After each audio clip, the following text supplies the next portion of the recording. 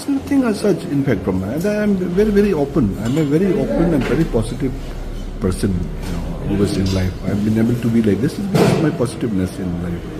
And whatever we discuss inside the house, that, contributes to the welfare of the people of the state.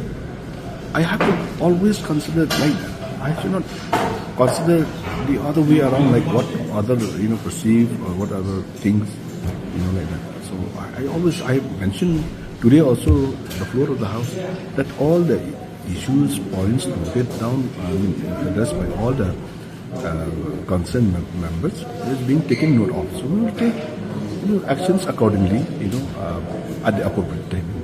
That's all. It's always a constructive thing. So whoever members, unless they have their own bad motives, that's a different thing. I don't have nothing to say.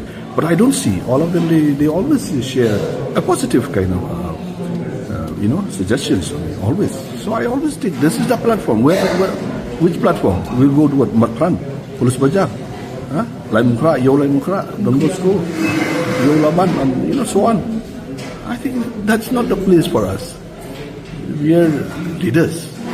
So we should behave as leaders when we are inside the house. We should always take anything constructive, mind. Always. That is, you take it from me, it's simple as that.